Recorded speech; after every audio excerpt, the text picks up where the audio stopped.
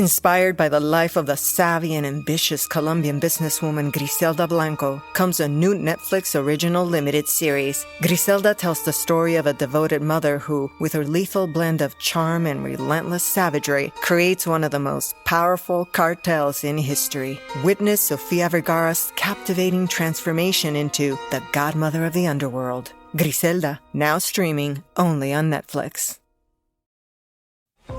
Listen to the 48 Hours podcast for shocking murder cases and compelling real-life dramas from one of television's most watched true crime shows.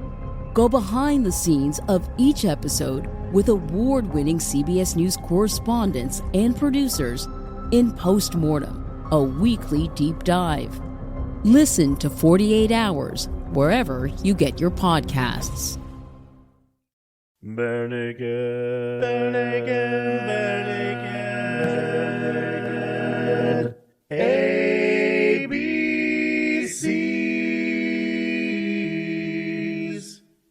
Welcome to the Bare Naked ABCs, where we discuss every Bare Naked Lady song from 7 to I. And joining me tonight are my friends. Why? Because we love to. Have you ever made that joke before? No. Nope, it's different every week. You never know what you're going to get. Sorry, Jason. And joining me tonight are my friends Heidi and Tyler. Hello, everybody. Hi. Yay. And I'm looking up this week's song on iHeartRadio, but I forgot. What is our passcode? Do you guys know the passcode to iHeart? Oh, our passcode is 789. I see it. I was like, I don't love this pun because it doesn't make sense, but with the iHeart thing tied it together. Yeah. Tracy, I thought you did this at the end of the show leading into the next one, not for the current episode. Oh no, I do whenever I can. You kidding me? Anytime you can do a pun. I mean, I'm having trouble recording though. What are the buttons that make it start? Tracy, I'm going to give you a beating. Thump, thump, thump, thump, thump, thump, thump. beating. Gun. So if you haven't picked up on it, the song that we're discussing this week is Passcode, written by Kevin and on the album Silver Ball. Oh, yeah. From 2015. I'm back for Silver Ball, baby. You haven't had me for a while. I was doing some Born on a Pirate Ship tunes, but I'm back. Bopes. I do love the bopes. So if you haven't heard this one before, here is a quick snippet. Cause you know the passcode to my heart. You push the buttons and make it start beating. Beating. Beating. Like a carnival drum. Or like the midday sun. Hey, you are the love of my life. Dun, dun, dun, dun, dun, So- dun, dun, dun, dun. Snippet. Snippet good. That would be Thriller. This is the Kevin Hearn Muppet song for me. Like Ed has a Muppet song in my head, and now this is Kevin's Muppet song. This is Kevin's Muppet It's where song. I just kind of bounce like a Muppet because I love this song. Yeah. I just love this song so much. I know you're a Silver Ball fan, Tracy, but I love this. This is one of the songs, not to give it away too early, that I enjoy off from Silver Ball. I just love it. Matter of fact, one of my notes for this week is this should have been the single off from this album rather than the titular song of Silver Ball. I agree 150%. That's a lot of percent. That's a lot of percent. Yeah, Silver Ball is like a good late album, like chill song. I definitely like. Weird that it's a single. It's really nice how the Kevin song and the Jim song on Silver Ball like really tie it together. And Agreed. And I don't know if this is like a single because it's poppy, but it's not like mainstream poppy, and it's not really a Bare Naked Ladies like straightforward song. but I think it's a Canadian pop type pop. Yeah. Like, I think this would have definitely hit the charts up in Canada. It was described, by the way, on Cryptic Rock as a saccharized piano-led gem that features the choppy rhythm, celebratory melodies, and vocal harmonies. Bare Naked Ladies really knows how to touch the right corners in the heart of an indie pop music fan. It has the stylistic sheen of any Belle and Sebastian song, like I'm a Cuckoo.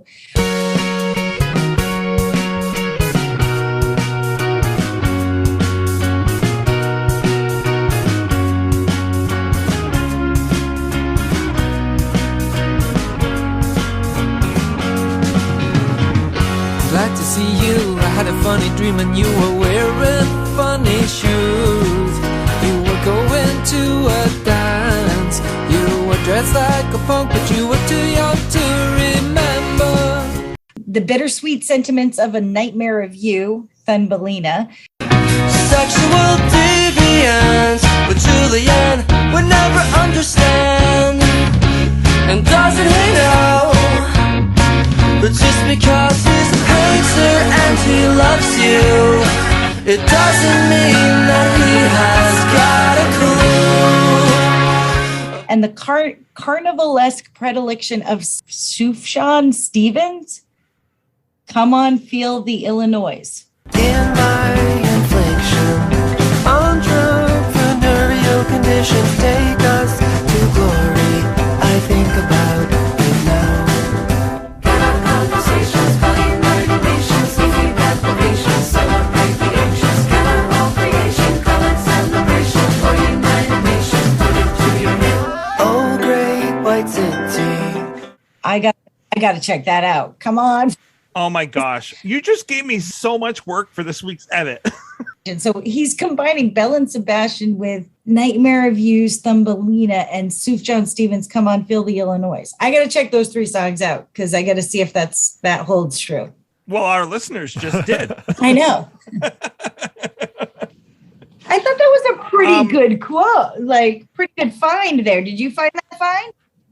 I did not. Ah, see? I listened to the track by track discussion, and like Tyler, it was funny. Tyler really loves the piano and guitar. You're right, I did. That they're doing. And Kevin really likes Tyler's drums. Well, and Tyler, there's an interview that they did for Bare Naked Ladies fans. And Tyler talks about Silver Ball because Kevin had just come back from a tongue surgery.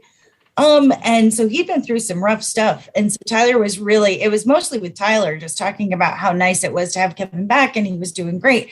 But I wonder if that was his second cancer. I think it was. Surge. But yeah. His drum solo, Tyler's drum solo at the end of Passcode is pretty impressive.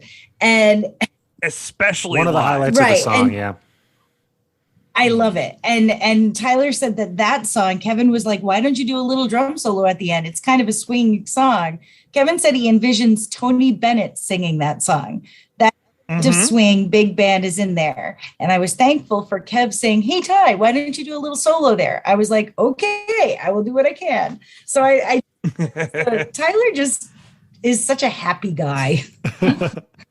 Well, like such a happy guy. And on the track by track, Tyler also gives, credit. Kevin also gives Tyler credit because he says that one day when they were recording this, it wasn't quite coming together. It was a very different feel. Like you said, it was a Tony Bennett type feel. And just before they started recording, Tyler came in and played for Kevin something that Kevin had never heard before somehow, what ELO's Mr. Blue Sky.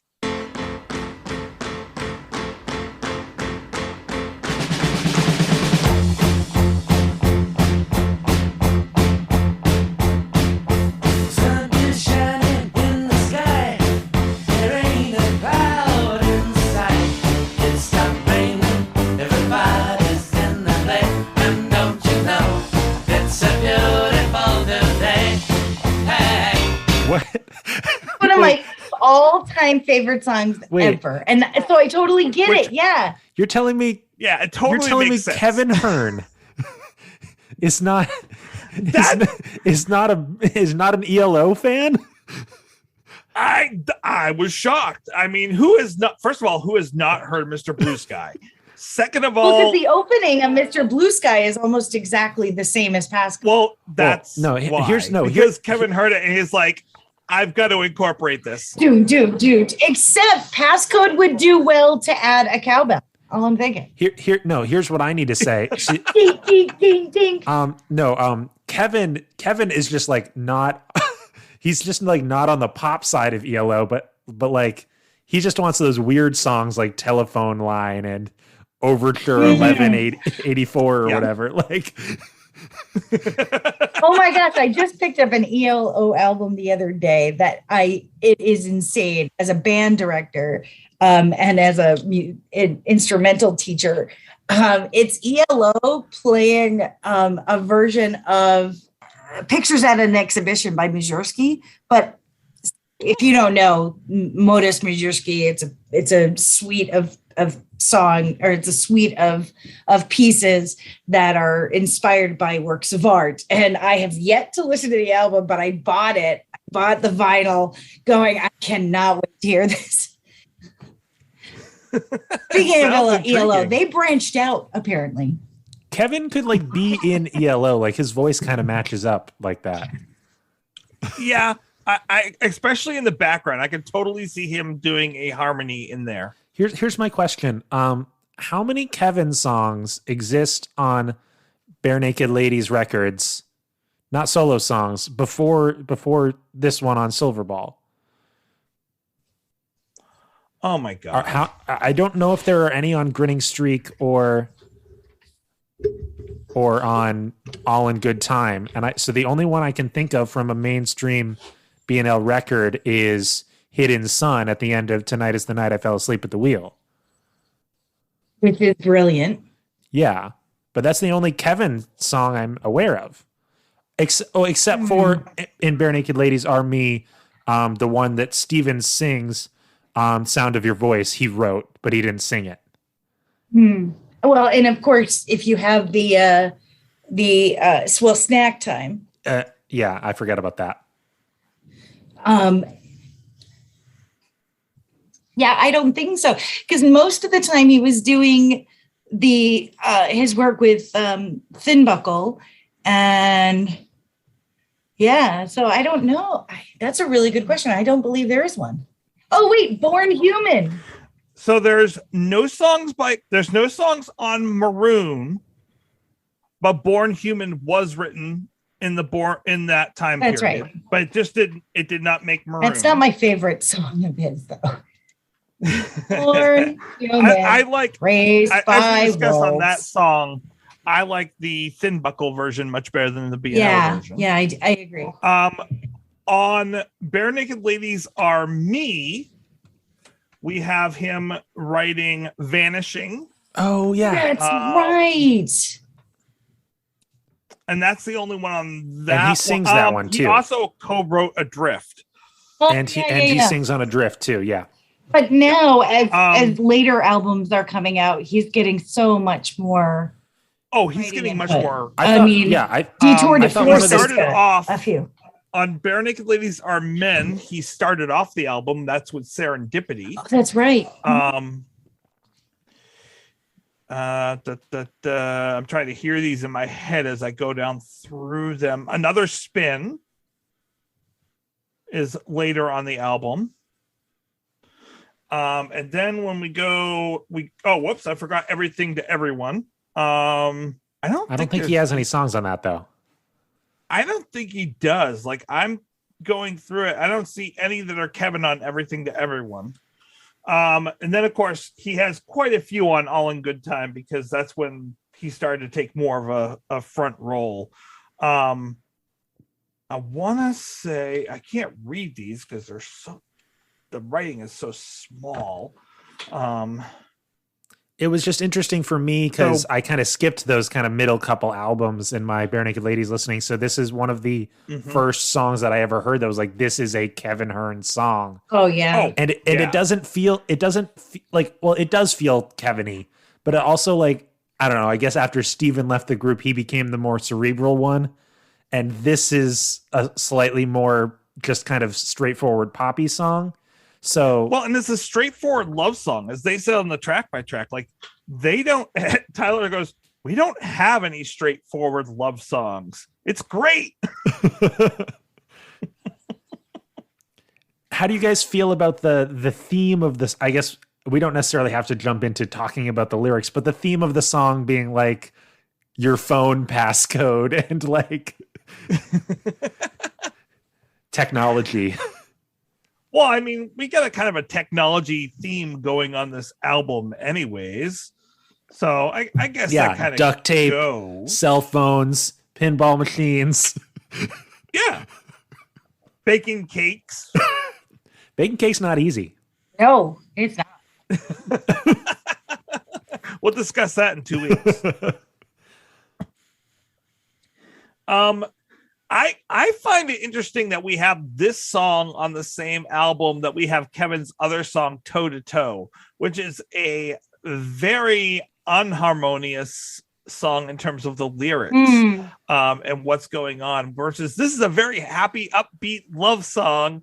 And then like only 3 songs later, we have him talking about having a big marital discord.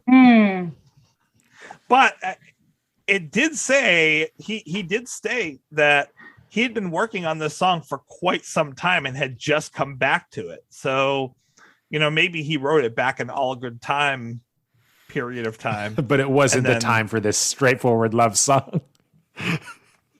Or maybe it was, but now that time's gone past, which is what leads us to Toe to Toe. But he still has this song he really loves to do and wanted to make it happen.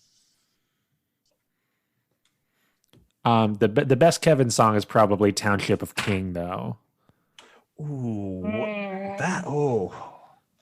I'll have to listen to it and compare. I'm not going to argue because there are times I would agree with that. I will have to, when I come back to Township of King, give a rating for that one and compare it to this one. But I have to say this one was really up there this week. And I would have to say that prior to Fake Nudes, this was one of those songs that was the Kevin song for the tour. So since this song came out, it's been played 70 times out of 264 shows, including the Fake Nudes tour. Although I feel like when they were doing their tour after the Persuasions record, he would do Don't Shuffle Me Back, which is another Kevin song that I really like. Yep. But this one, you had if you went to a concert prior to COVID, you had a 26% chance of hearing this song live. Like that's a pretty good chance considering the depth of their catalog. Oh yeah. Matter of fact, they just got done playing it last year in November 13th in 2021. Like it's still one that he likes to go back to. I still haven't seen Jim do Narrow Streets live though. I'm gonna get it one day. Oh, please. I like that one too. Also, they did this on the SelfieCamJam. That's right. I did watch it again today too. I should have watched that. It's Tracy's fault. He didn't send me any prep materials. Sorry. I'm sorry. No, you can cut that, Tracy. I really didn't mean to guilt you there. No, usually I'm right on top of that. I send everything on. You cannot find the Red Rocks version online, though. Really? Yeah, that's true. Yeah, it's really, really weird because there are other Red Rocks songs you can. This one, for whatever reason, you cannot. Although I listened to it this week, and it has an amazing drum fill by Tyler, of course, at the end. So good. So you can't find this one on anywhere on the internet? I couldn't for the Red Rocks version. Why could that be now? Nicely done. The SelfieCamJam one is probably one of the few SelfieCamJams that I really enjoy watching. Like they are having so much fun with playing this, and it's such a happy song that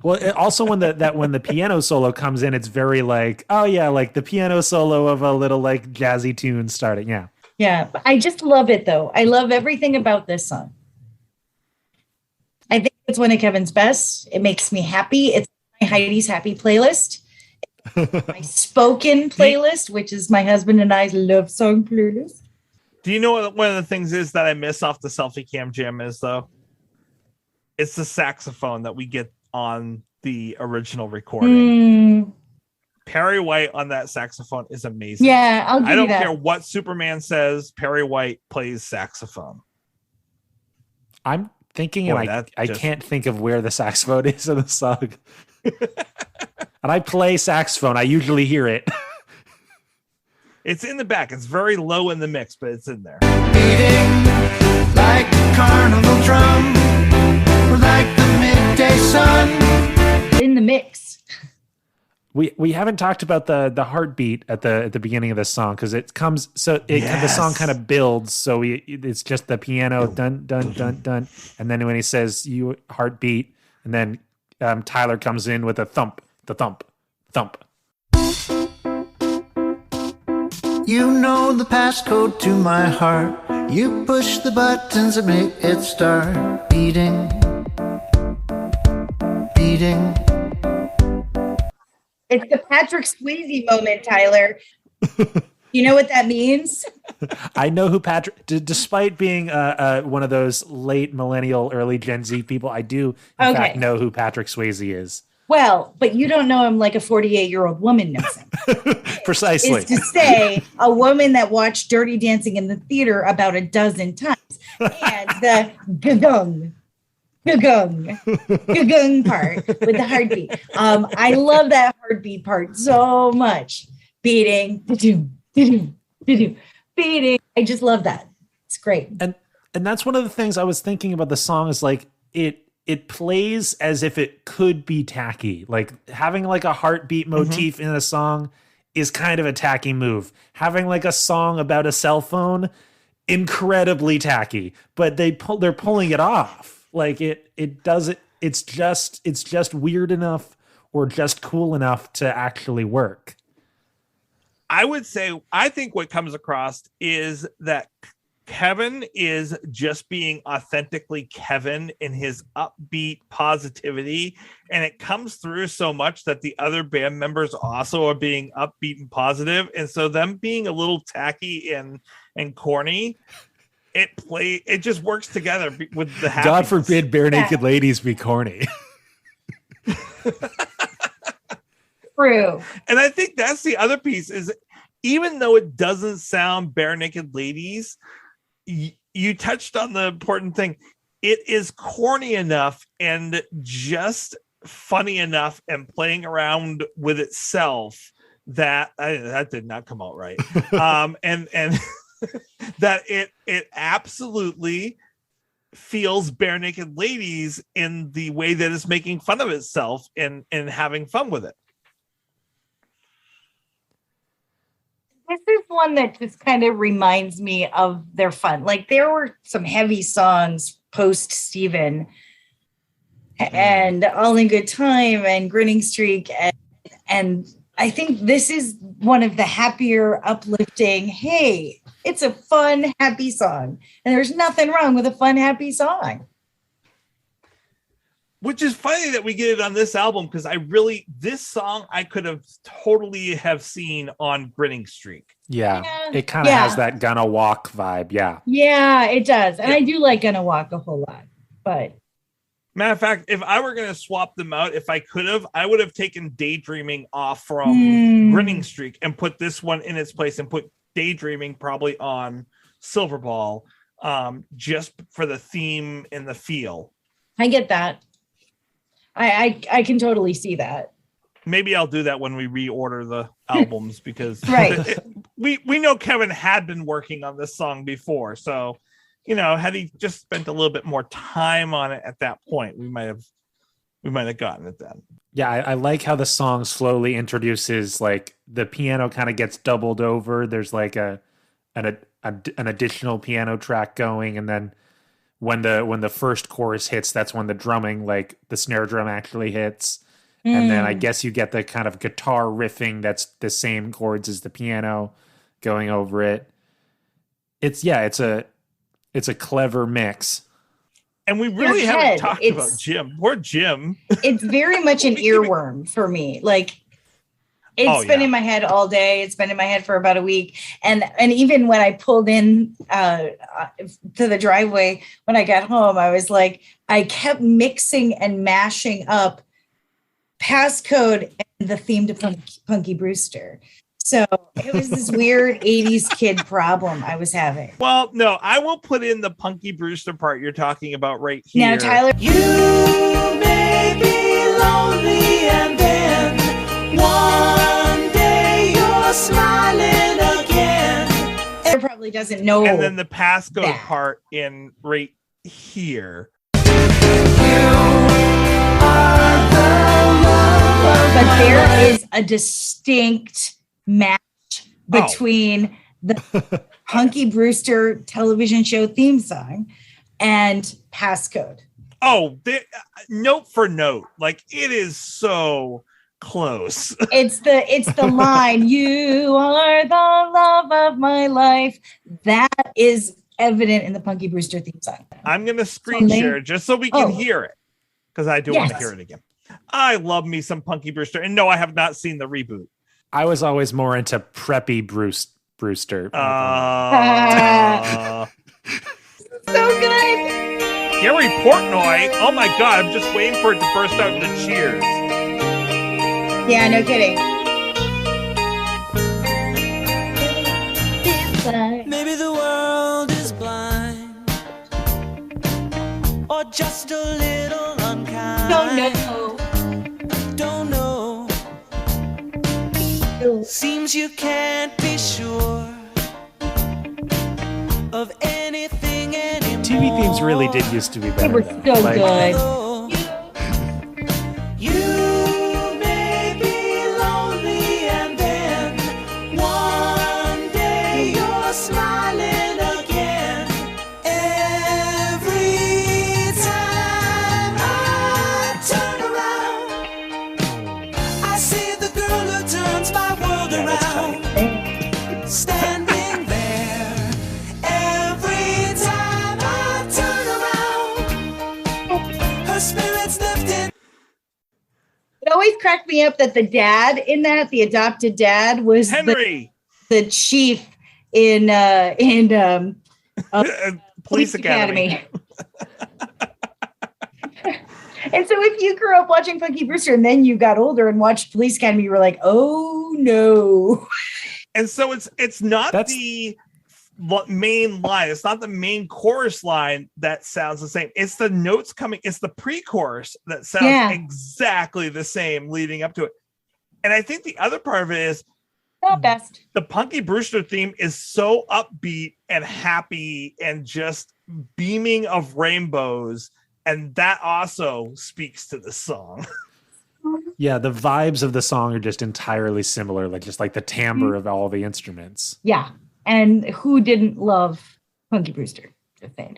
Can we talk I used to see it a little bit? So speaking of the lyrics, I love me some Punky Power. There's nothing wrong with loving Punky Power. Yeah. Kids wore mismatched rainbow socks forever as a result. And we tied handkerchiefs around our knees because we wanted to be just like her. Tyler, what are your thoughts on the lyrics? So we can move I this was just show going to bump along. us over the lyrics. Let's turn it around to the lyrics. No, the one thing I wanted to talk about with regards to the lyrics, other than the bridge, which has like the clearly the Google lyrics don't know the words, so we'll get to that in a minute. I like how the first verse and the second verse that he repeats the first line of the song. You know the passcode to my heart. You push the buttons that make it start beating. He takes it, but he puts it on the second half of the second verse, so it's the same words, but over like the second half of the chord progression. So you get it like the same theme, but like on the resolve instead of on the intro. So it circles it around in a fun way. Yeah, no, I absolutely agree. That's a really cool thematic idea to do. and it's not done very often in BNL music. No, and it should be.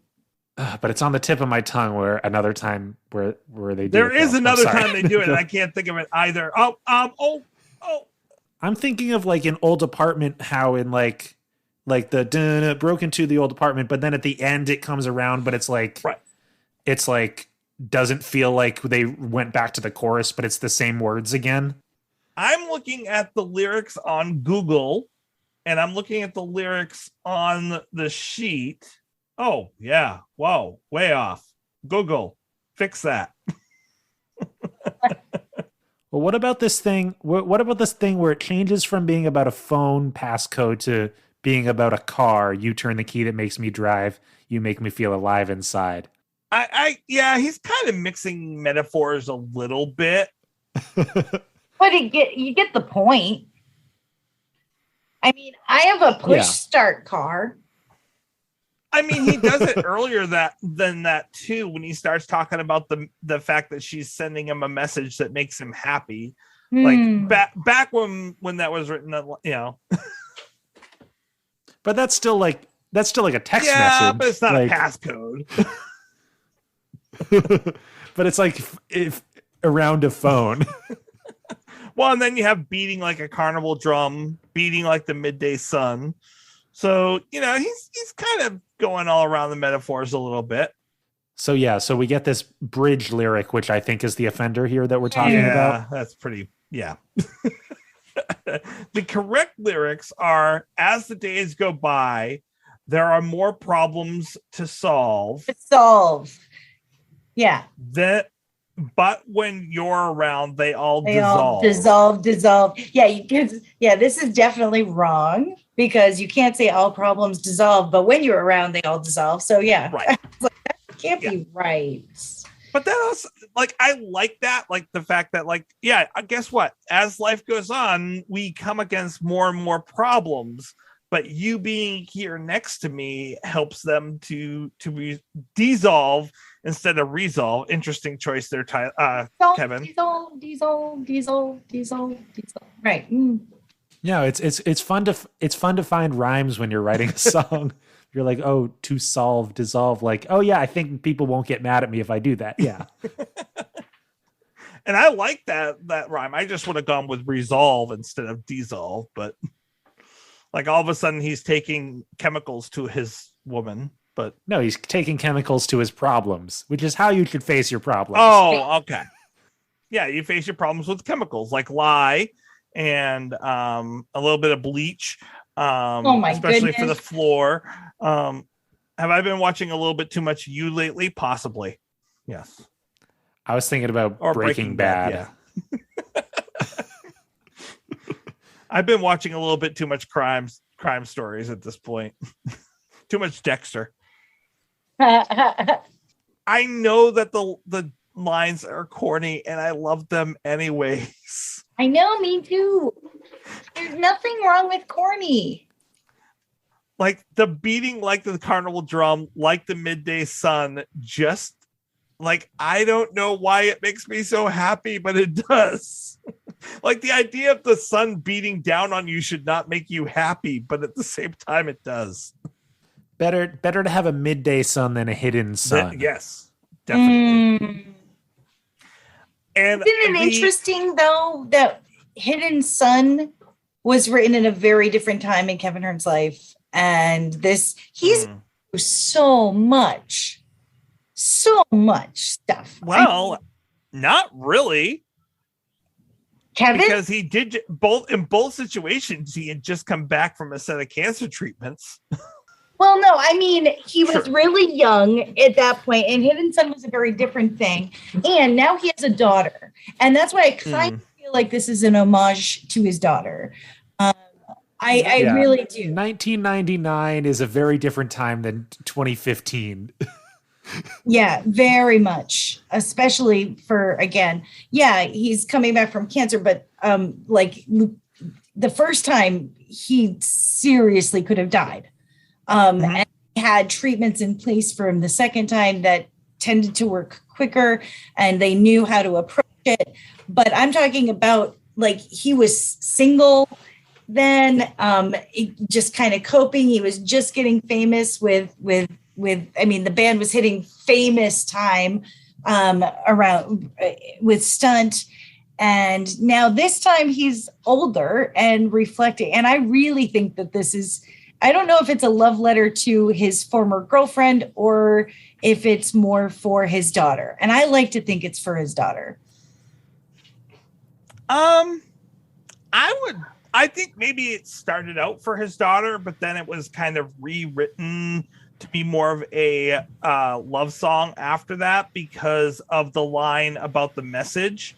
You send a message that makes me so happy. Like, I don't know if his daughter doesn't have the capability of that unless he's using very metaphorical language.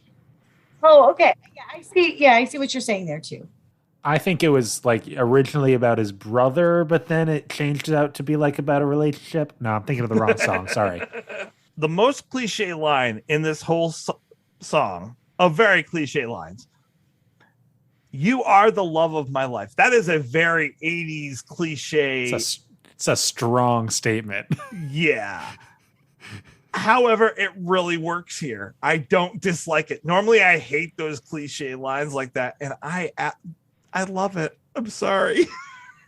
Why does it have to be like apologetic that we enjoy something so light and wonderful? I don't know. Because it's almost surprising that a song that the Bare Naked Ladies released in 2015 is this good. Wow. Ouch. I'm not saying that to be controversial. I'm saying that deep down inside we know. I'm saying deep down there's a thing there. No one on this earth could be more attached to the album Silver Ball than me. You're talking to a young person who was 17 years old, driving around in the prime of my freedom. I can drive in my own car. And what were the CDs I had in that car? Silver Ball. And hold on, I gotta go get my cane. Turn Blue by the Black Keys. Those were the albums I was listening. And Lazaretto by Jack White. I gotta go get my walker. Yeah, I'll be right back. You didn't make any of us feel old just now. Wow. Well, it's funny because I gave a talk today. There's a group on campus and they invited me to come speak at a luncheon. And you kind of tell your story. And I had thrown in there about our Bare Naked ABCs podcast. And boy, they were really excited to hear about that. And I said, yeah, ever since it was 92, 93, and my friend handed me Gordon, and I never went back. And I was like that. So yeah, that was that, Tyler. I appreciate it. So I want to read to you. But we might get more fans now. That would be wonderful. I want to read to you Aaron's review before we get to everyone else's review. So here is Aaron's statements. So he says, Passcode is an interesting song. I had it spoiled for me, so I know that it's from Silverball, but I don't think I would have guessed it. One reason being that I tend to give that album a hard time, and I really like this song. And the other being it is a Kevin song. While discussing this song with Tracy, I told him that it would sound right at home with a sitcom about robots. And he brought up Small Wonder, a very cheesy, very 80s sitcom about a family of robotic engineers who creates a robot in the form of a little girl. And then the family tries to convince the neighborhood that she is an adopted child. This is exactly what it sounds like. By the way, this is Tracy speaking at this point. It is a very cringy show if you go back and watch it. As a kid of the 80s, it's like you watched it and you didn't realize exactly how cringe it is that this man made a tiny girl robot to be the slave and made for the family. It doesn't age well. But speaking of which, I want to show you, since Aaron said that, this wonderful video for this week. I used to watch this show religiously. I was 10, 11.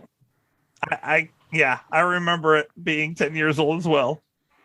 Oh my gosh. Oh my God.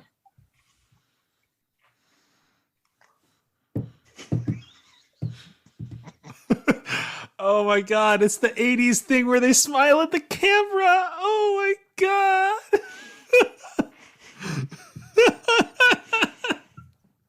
That kid, yeah. Oh my God. I forgot that shows actually did this, like genuinely. They put like so little effort into this though. Like, dude, she's my age. I do like how the "you are the love of my life." It kind of like you could isolate just that, and that could be like the getting back from commercial, like just that sting. Exactly. That show ran for 96 episodes. Tracy, as someone who has studied classics, I appreciate your reading of Small Wonder as Pygmalion, and I think we need to do a deeper dive into the themes of Pygmalion in Small Wonder. That'll definitely be my next 20-page paper that I write. I do not recommend anyone go back and watch Small Wonder. It is so. Not only is the writing really cringy, but the acting is so entirely horrible. Like, it's a good thing that the little girl was acting to be a robot, because otherwise robotic would have been the word I would have used to describe every actor on that show. It's pretty bad. Plot twist, they're all robots. They're all robots. Wait, we're all robots. So to go back to Aaron's statements, well, Tracy, of course, never to let a joke go unmade, sent me the footage from the opening and closing credits of Small Wonder with Passcode playing over it, and it turns out I was very, very right. If I hadn't seen the show as a kid and remembered the original theme song, I could easily have believed that this was the original unedited opening. So kudos, Tracy. Well done. The verse section is a little They Might Be Giants-ish. Obligatory TMG reference for Aaron. Everyone take a shot. I was going to say. Which, of course, appeals to me. There is some great keyboard work from Kevin, including a wonderful piano solo and some great drum work from Tyler, especially on the SelfieCamJam version. It's one of those happy songs that I really like. So I don't know, maybe take another shot if you're a Bare Naked ABC's drinking game includes Aaron actually liking a happy song. It is a somewhat jazzy, upbeat rock ballad with robot electronic theme. How could I not love it?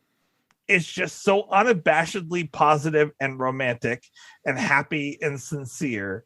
And it's catchy and well written. It's just bordering on cheesy, but at least for me, it succeeds wildly.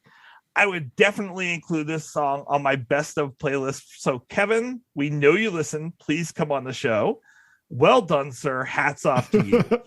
I had wholeheartedly, see what I did there?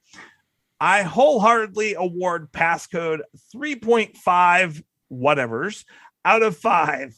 Oh, and just to give people one more reason to take a shot, if there wasn't enough Bare Naked ABC drinking game out there, there it is now.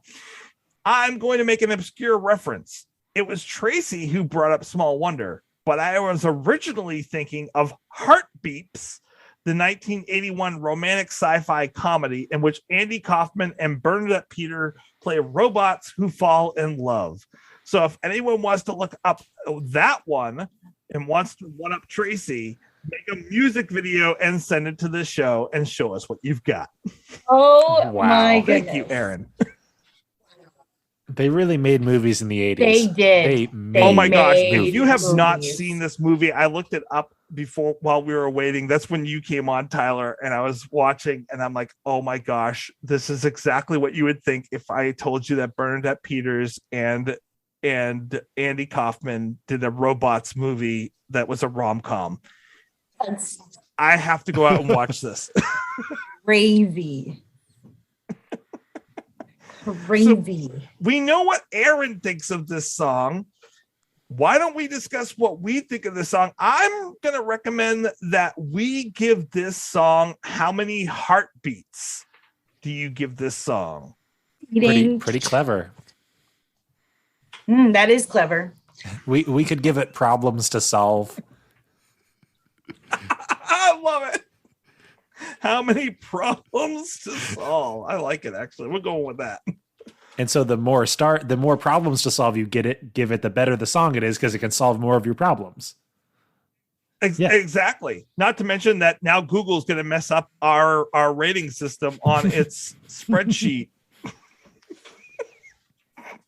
So, Heidi, do you want to start us off this week and give us how many problems to solve? Sure. This, for me, is just Happy Kevin, which makes me happy, which I'm going to give it I just love it. I love it, love it. It's not on the, I mean, again, you can't compare some songs to other songs because there's no way you can get up to the level of Conventioneers or In the Car or Break Your Heart or Call and Answer. Like there's those lists, but I'm going to give this a 5 because this song, to me, for being simple and wonderful as it is, it just makes me happy no matter how many times I've heard it. And for that, it deserves that from me. It's a Heidi Happy song in my top 10 Heidi Happy BNL songs. So that. Wow. That is an excellent rating. Tyler. Yeah, it is. I mean, I'm going to make you have to follow that one up. Oh, thanks. No, Tracy has the last word. That's fair. The last thing, and I just want to say this because I know after I give my rating, it's not in my hands anymore. We have not discussed what is the passcode to Kevin's heart. Is it 6969? What numbers do you have to push to get in there? I think it's 1, 2, 3, 4, 5. What do you mean? That's the sort of combination that an idiot would have on his match luggage.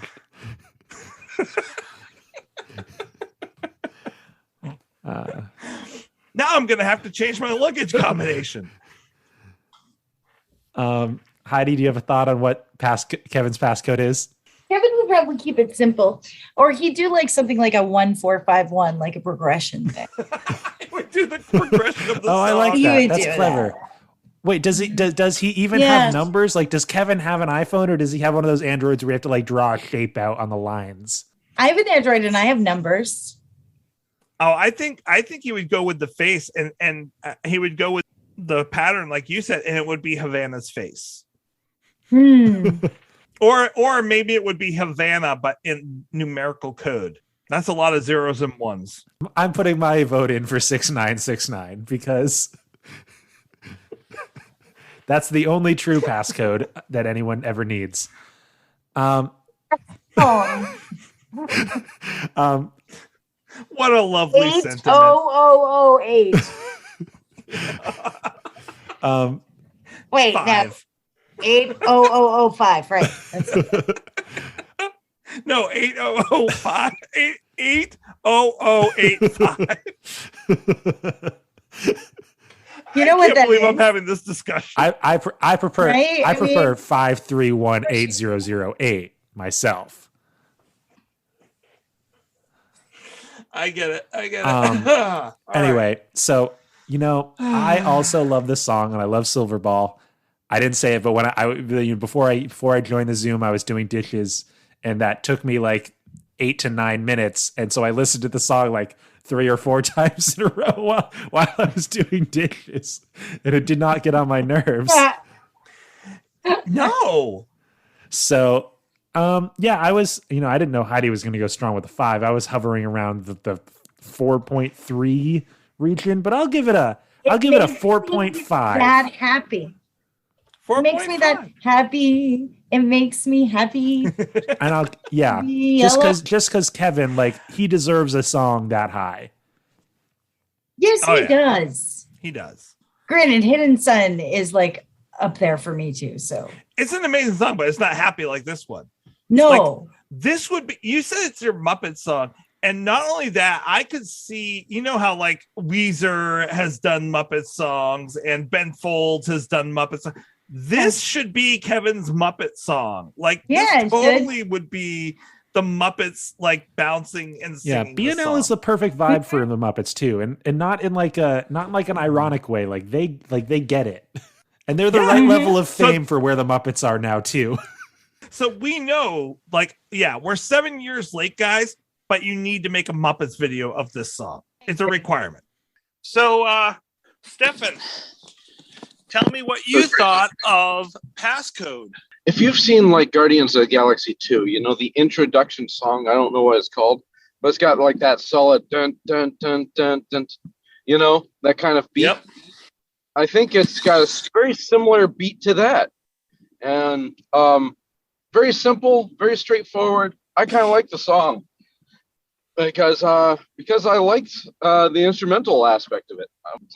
It seemed to be a good song. I liked it quite a bit. Cool. I wish I could embellish a little bit more on it, but Kevin. So yes, that simple beat. You can't. Mr. Blue Sky was a successful song, so you can't really argue about that. It was pretty good. So so what I'm going to do is I'm going to rank that one. What am I going to rank it? It's fairly high, so I'm going to say like a 3.8. So I love this song. I really do. It is definitely on my playlist to begin with. I've been going through well, do I like it more than this? Do I like it more than that? And I think I finally, over the week, have found my happy medium of where it is, depending on the day. It does not get old ever for me. I absolutely love listening to this song and singing along with it. And it's just so upbeat. I'm going to give this a 4.53. Whoa. That puts it just below Long While, because I do like me some irony in my song. So like Long While just inches it out. That's impressive. I'll give you that. Yeah, sure. I didn't know we were going to 3 significant figures at this point.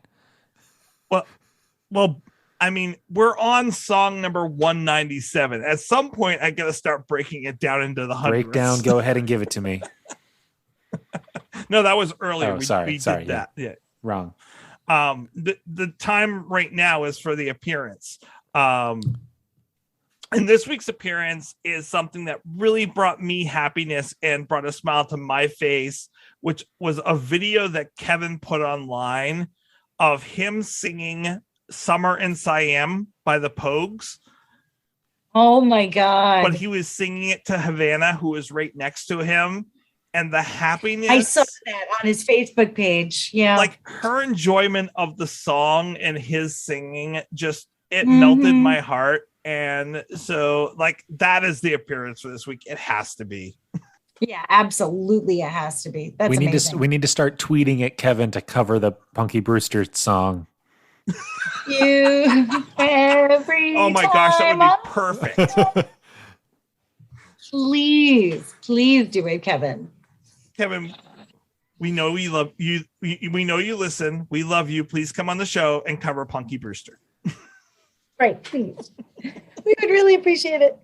And Jim, we would love it if you came on the show and covered one of your songs. I don't know. I'm randomly thinking of one off the top of my head right now. I'm going to go with Peterborough and the Quartet. Oh, I like that song.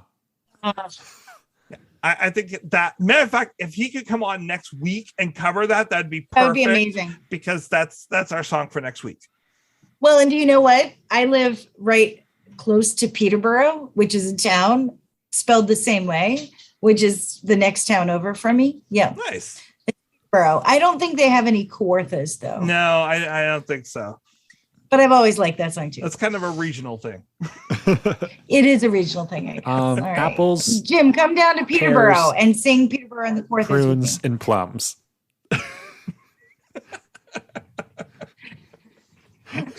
I see what you did there, Tyler. I see what you did. I just said words from the song.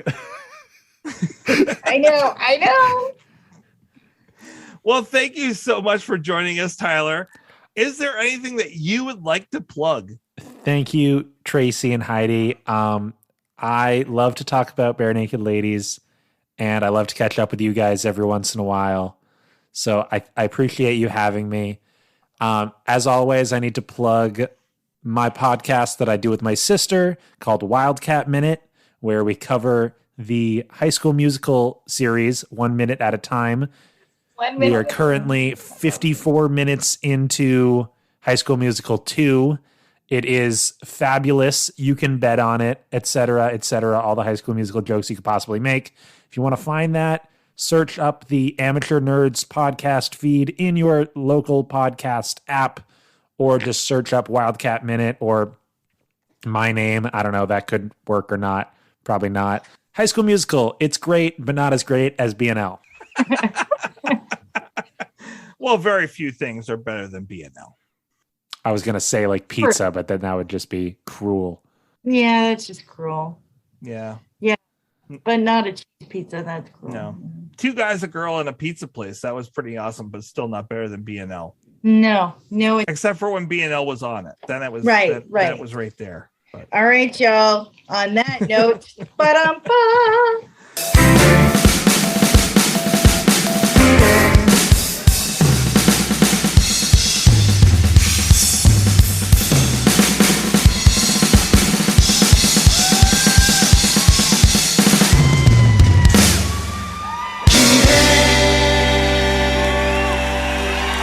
To celebrate joining Pantheon Podcasts, Rock Camp, the podcast, the official podcast of Rock and Roll Fantasy Camp, is giving away a guitar signed by Mike Portnoy of Dream Theater, Marty Friedman, formerly of Megadeth, and legendary shredder Zakk Wylde, plus our rockstar counselors like Vinny Appice, Monty Pittman, and more. To enter to win, simply follow, rate, and review our podcast on your preferred platform, and that's all you have to do. For more information, go to rockcamp.com/podcast.